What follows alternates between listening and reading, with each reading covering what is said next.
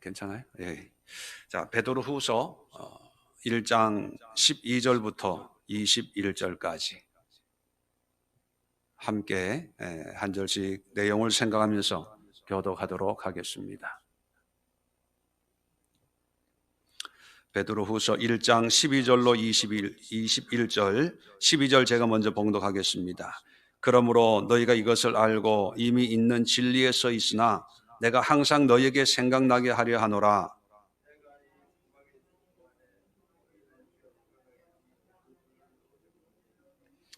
이는 우리 주 예수 그리스도께서 내게 지시하신 것 같이 나도 나의 장막을 벗을 날이 임박한 줄을 알미라.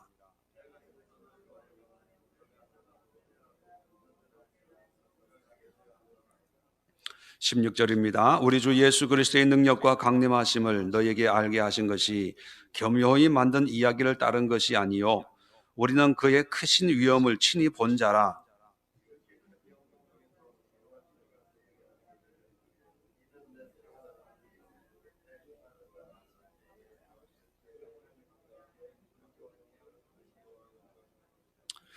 이 소리는 우리가 그와 함께 거룩한 산에 있을 때에 하늘로부터 난 것을 들은 것이라.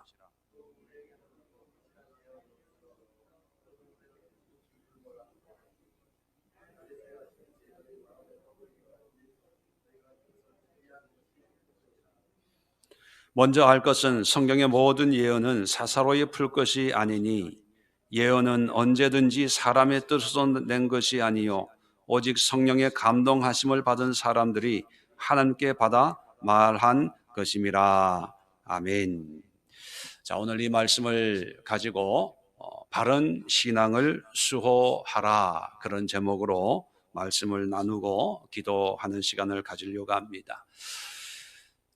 12절부터 15절까지 베드로가 계속해서 말하고 있는 그 내용의 의미를 다시 한번 살펴보면 12절에도 보면 끝부분에 내가 항상 너에게 생각나게 하려 하노라. 또 13절에도 내가 이 장막에 있을 동안에 너희를 일깨워 생각나게 함이 옳은 줄로 여기노니, 일깨워 생각나게 함이, 그런 말씀이 있습니다. 또 14절에도 이와 같이 우리 주 예수 그리스도께서 내게 지시하신 것 같이 나도 나의 장막을 벗을 날이 임박할 줄 알미라. 15절에 내가 힘써 너희로 하여금 내가 떠난 후에라도 어느 때나 이런 것을 생각나게 하려 하노라. 계속해서 생각나게 한다, 그런 말을 계속해서 사용하고 있습니다. 12절에는 현재적인 의미의 생각나게 하려 하노라. 또 13절에도 보면 내가 이 장막에 있을 동안에, 장막에 있을 동안이라고 하는 것은 살아있는 동안에, 앞으로 죽을 때까지, 그런 의미입니다. 비록 죽음이 임박하는 것을 내가 알고 있지만 죽을 때까지 너희들을 일깨워 생각나게 해야 되겠다, 그런 의미죠. 15절에 보면 내가 죽은 후에라도, 죽은 뒤에라도 어느 때나 이런 것을 생각나게 하려 하노라, 그렇게 말하고 있습니다. 요점을 말씀을 드리면 반드시 기억나게, 잊지 않고 사람들이 이런 신앙과 믿음에 대해서 명심하도록 내가 그렇게 해야 되겠다, 그렇게 말하고 있는 거지요. 이것이 무슨 의미냐 하면 평화로울 때뿐만 아니라 삶의 어려움이 찾아오고 위기가 찾아오면 함께 우리에게 다가오는 것이 바로 미혹입니다. 거짓 신앙의 모습입니다. 그래서 항상 미혹을 경계하라는 그런 의미에서 내가 너희로 생각나게 한다, 기억나게 하려고 한다. 예수님이 나에게 명하신 것처럼 내가 너에게 생각나게 하기 위해서 이 글을 쓴다, 그렇게 말하고 있는 것이죠. 그렇다면 오늘날도 이런저런 개인적, 사회적, 국가적 위기 속에서 환경의 문제만 우리가 신경 쓰고 상황의 문제에 매여서, 이거 눌렀나요? 빨간 거? 자꾸 울리는 것 같은데. 메인만 놔두시고 다른 건 다 빨간 거 눌러주세요. 빨간 불 들어오게. 자꾸 물리는 것 같아. 무슨 얘기 하다가 그래서 위기 속에 위기의 문제에만 집착하다 보면 신앙적으로 미혹되고 타락할 수가 있습니다. 그래서 위기 속에서도 우리는 바른 믿음을 지키기 위해서 경계하고 조심하고 부단히 살펴야 됩니다. 이제 괜찮네요. 그래서 첫 번째 기도는 뭐냐면 미혹을 경계하게 하옵소서.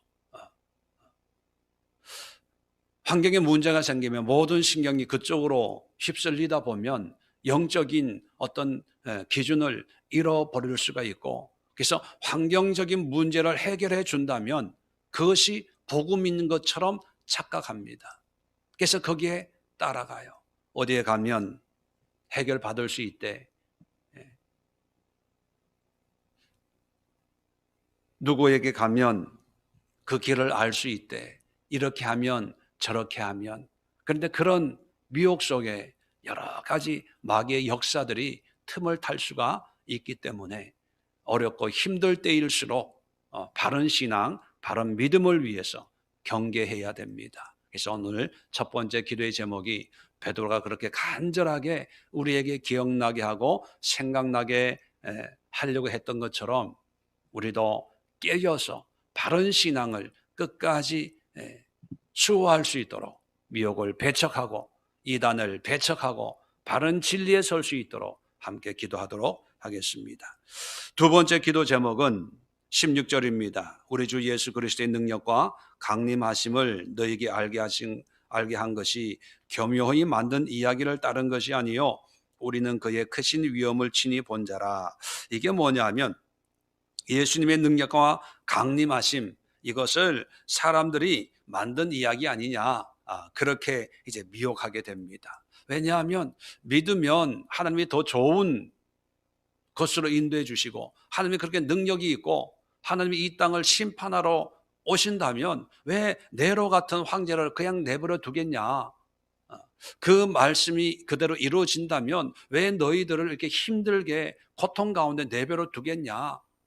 지금 힘들어하고 있잖아. 어렵잖아. 기도해도 응답이 없잖아. 그러니까 그건 다 거짓말이야. 만들어낸 얘기야. 이렇게 현실과 어떤 신앙적인 것을 비교하면서 공격하는 그런 미혹들이 있다는 것입니다. 자, 이럴 때 영성으로 이성을 극복할 수 있기를 위해서 기도해야 됩니다.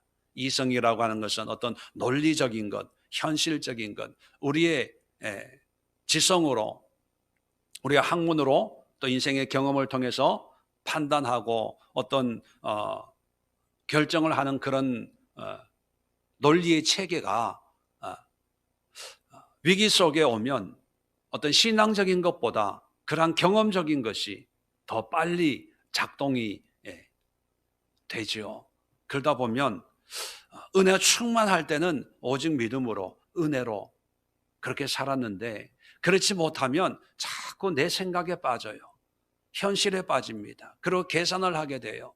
그리고 판단을 하게 됩니다. 그 결과가 아니었나 봐. 그게 은혜가 아니었나 봐. 그게 믿음이 아니었나 봐. 그렇게 사는 것이 아니었나 봐. 내가 착각했나 봐. 자꾸 우리의 냉철한 이성이 작동이 되다 보면 어떤 영적인 은혜가 이제 점점 작아지게 됩니다.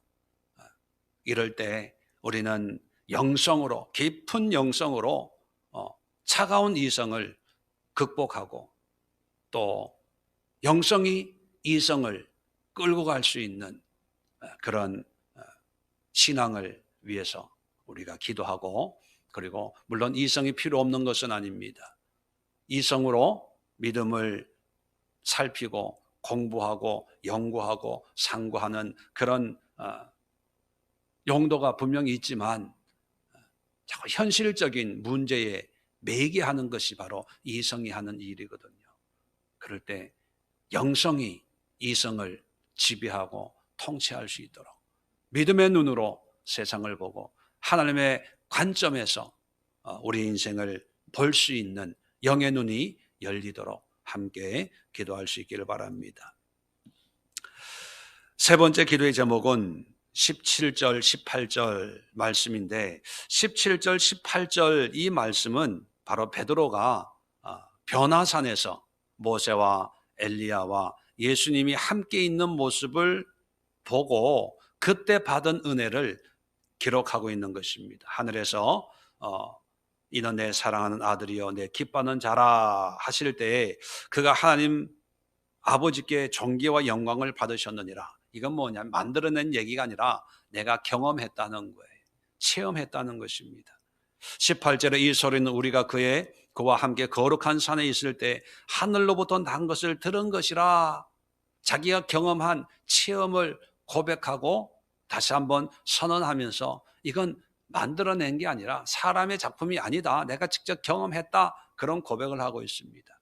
자, 이걸 통해서 위기 속에 미혹을 극복하기 위해서는 우리가 받은 은혜로 무장을 해야 됩니다.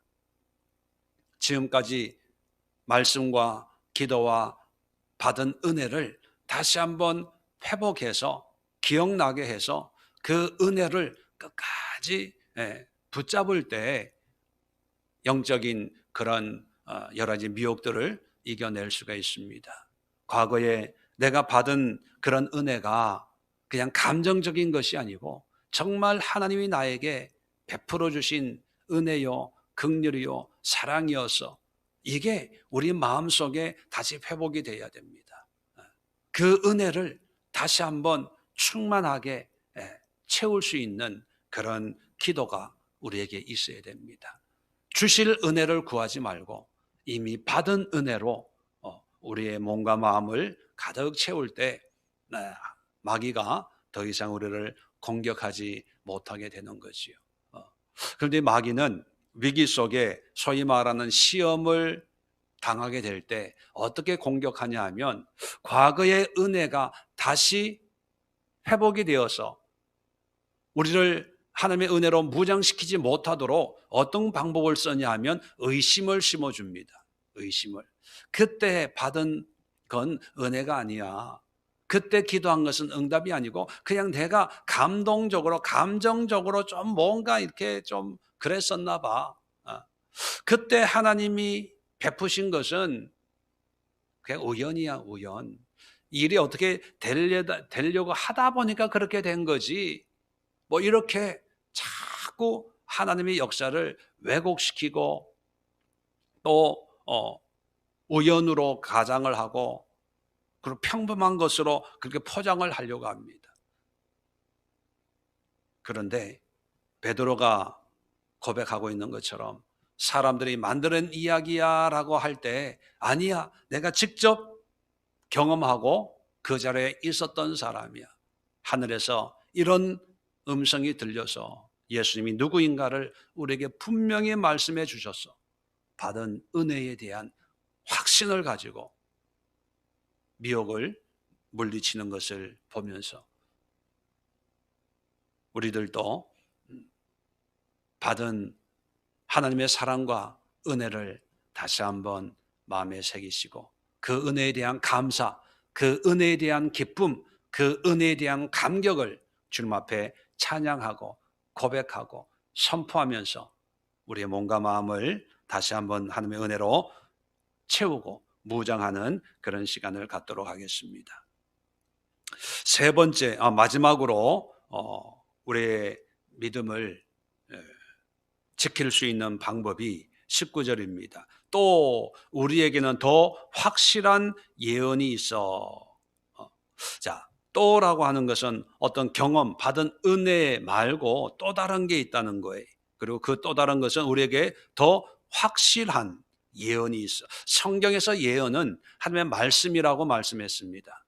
미래적인 것을 얘기하는 것이 아니라 예언하면 하나님의 말씀이구나 이렇게 이해하면 됩니다. 더 확실한 말씀이 있는데 어두운 데를 비추는 등불과 같으니 날이 새어 샛별이 너에게 마음에 떠오르기까지 너희가 이것을 주의하는 것이 옳으니라. 자, 더 확실한 말씀이 있는데 이 말씀은 어두운 데 비추는 등불 같대요. 모든 것이 깜깜해서 분별할 수 없는데 등불처럼 확연하게 밝혀주는 그런 게 있다는 거죠.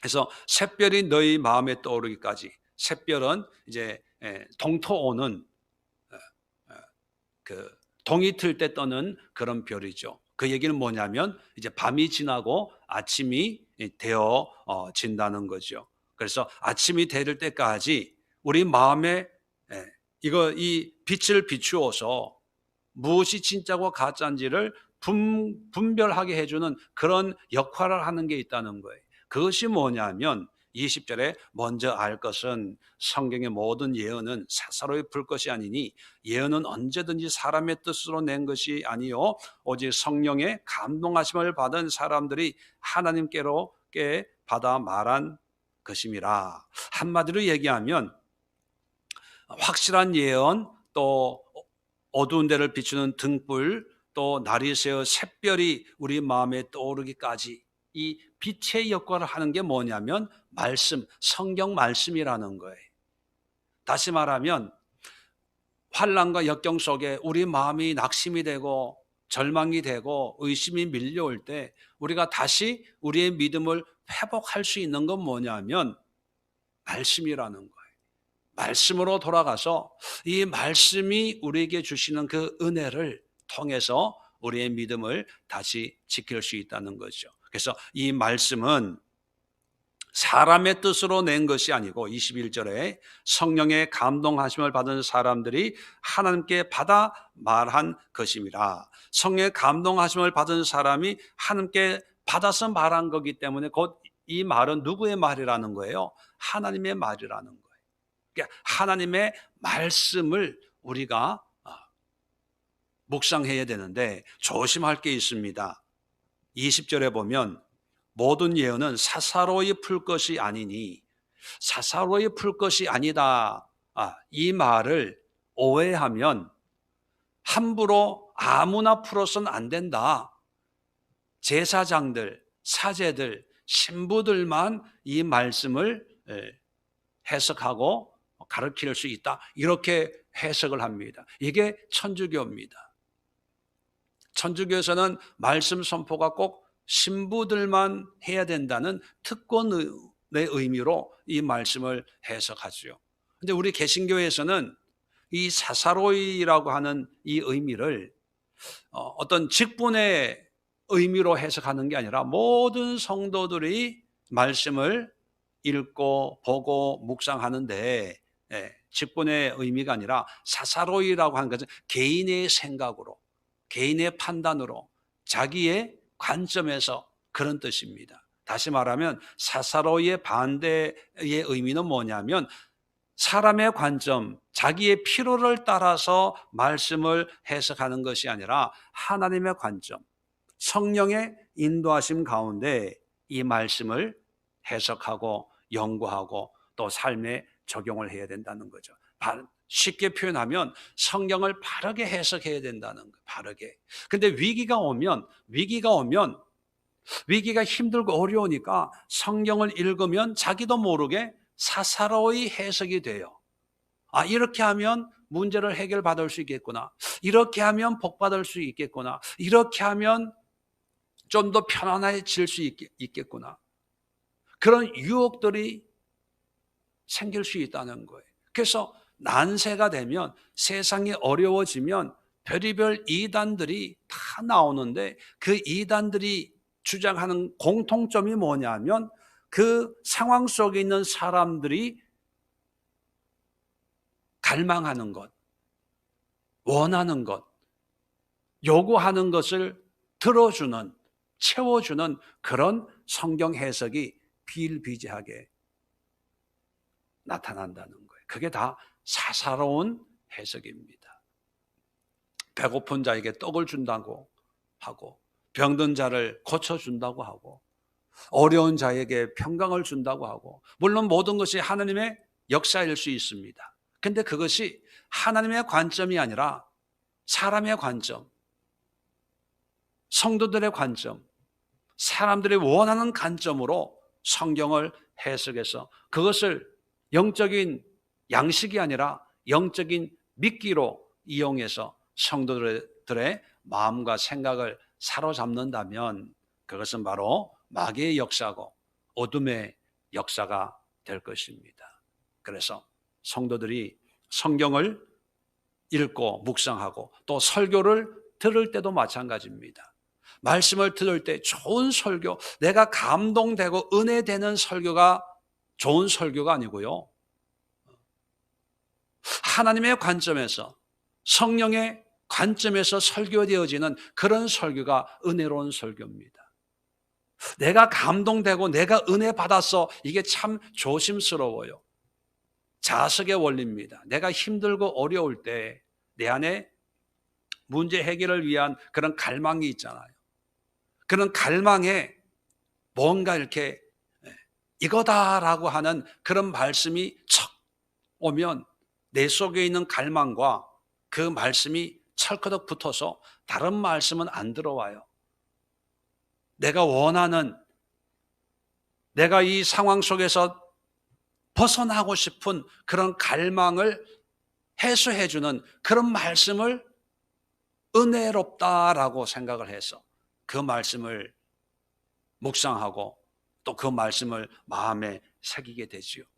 그게 뭐냐면 사사로이 말씀을 푸는 거예요.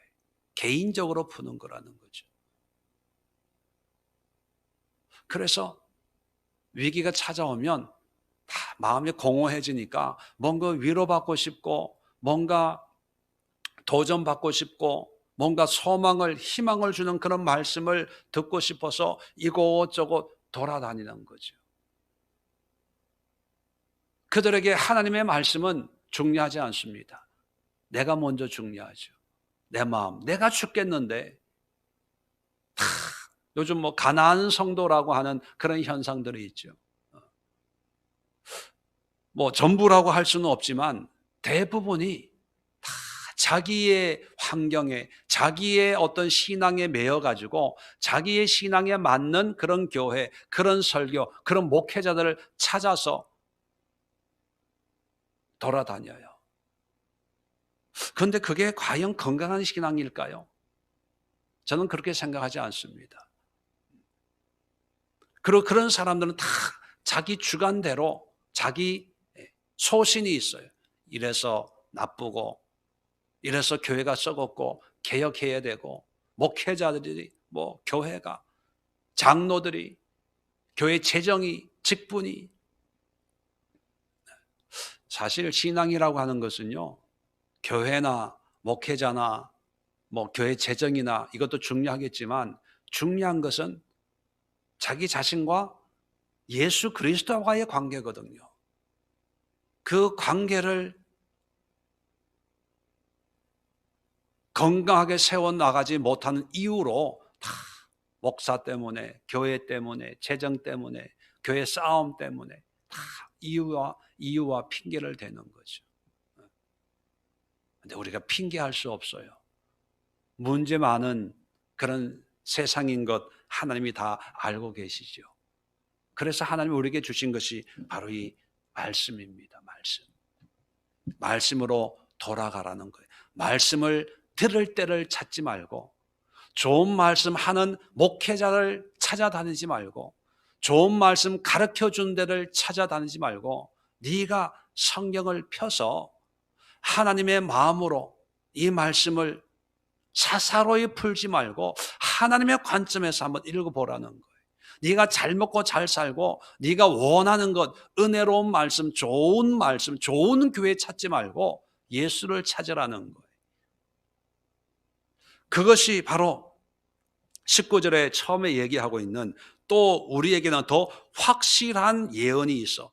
더 확실한 말씀이 있다는 거예요. 그 말씀이 성경이거든요. 그러니까 여러분 마지막 때가 되면 마음이 공허해지고 그러면 말씀으로 돌아가서 말씀을 통해서 더 확실하고 분명한 하나님의 마음과 뜻을 깨닫는 그런 역사가 일어날 때 우리의 신앙을 지킬 수가 있습니다. 그런데 현실적으로는 성경을 덮어버리지요. 그리고 목회자가 설교하는 내용만 보고 은혜 받았다고 얘기하고 좋은 설교라고 얘기합니다. 세상에 좋은 설교는 없어요. 유일한 설교는 오직 하나님의 말씀, 성령이 주시는 감동이에요. 그 성령이 주는 감동은 나의 피로를 채우는 사사롭게 해석하는 것이 아니라 하나님의 관점에서 우리가 헌신하고 순종하고 마음을 비우고 생각을 비우고 하나님의 뜻에 복종하고 순종케 하는 그런 철저한 하나님 중심, 하나님의 영광을 위해 사는 그 삶을 하나님이 우리에게 말씀하는 거지, 사사로이 성경을 해석을 한다면 하나님과 전혀 상관없는 또 다른 이단인 기독교를 만들 수밖에 없다는 사실을 우리가 다시 한번 기억하고, 이 마지막 때에 주님이 주신 이 은혜의 믿음을 어떻게 지켜나갈 것인가, 오늘 4가지 기도 제목 가지고 함께 기도하시면서 우리가 바른 신앙을 위해서 경계하고 또 영성으로 무장을 하고 받은 은혜로 무장을 하고 그리고 말씀으로 무장할 수 있도록